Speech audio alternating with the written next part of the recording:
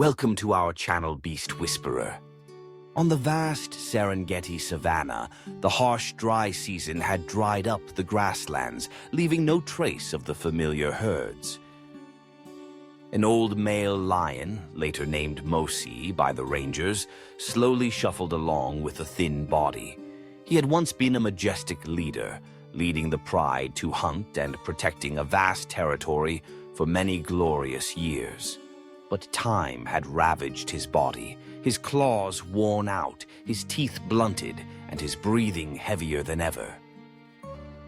A young male lion, strong and fierce, had challenged and defeated Mosi in a brutal battle. Wounded and exhausted, Mosi was forced to leave the pride, abandoning the territory he once ruled. Without his pride, he walked alone, searching for water in the remaining dry mud puddles. Day by day, Mosi's body became emaciated, each rib visible under his patchy fur. His once bright eyes now held only weariness and despair. He strayed to the edge of the reserve, where the land was dry and human footprints were present.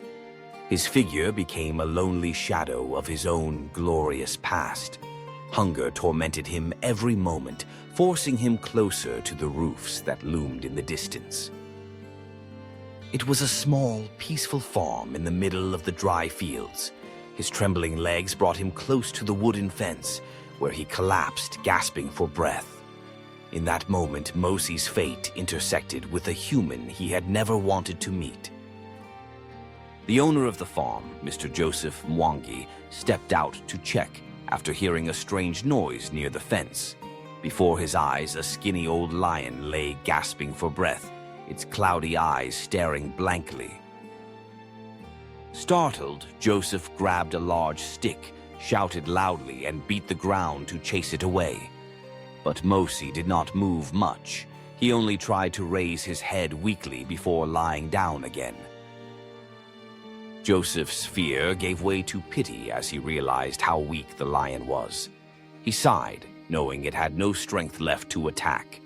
Pulling out his phone with trembling hands, he called the Serengeti Rangers. Half an hour later, a ranger's vehicle arrived, led by David Keto, a man known for his patience and experience.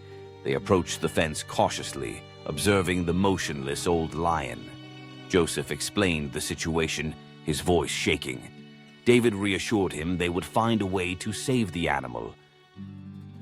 David knelt, holding a red plastic bag of fresh meat.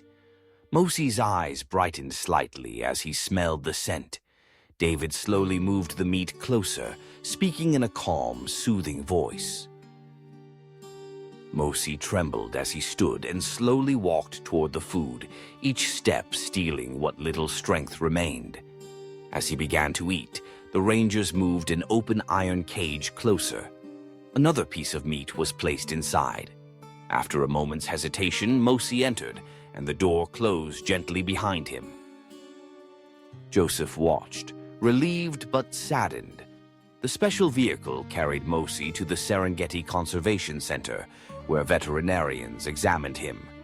His muscles were atrophied, his heart weak, and his breathing labored.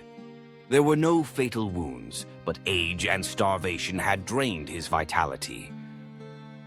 The Rangers placed him in a semi-wild enclosure, hoping special care and a tailored diet might help. Joseph visited often, standing quietly by the fence. David spent hours sitting near the cage, as if sharing the lion's loneliness. But Mosi barely ate. Days passed and he grew weaker. On the fourth night, under the shade of a tree, Mosi closed his eyes forever. The next morning, David and his team carried Mosi's body to the plains. They buried him beneath an ancient tree that had witnessed many lion hunts. The wind rustled through the grass as if bidding farewell to the old king. David placed green blades of grass on the grave.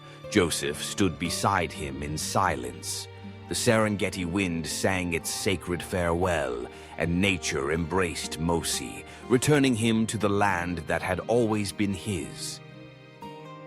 Here, the old king of the Serengeti found eternal peace in the heart of the grasslands. If you enjoyed this story and want to hear more incredible tales from the wild, don't forget to like, share, and subscribe to Beast Whisperer, where the wild speaks and we listen.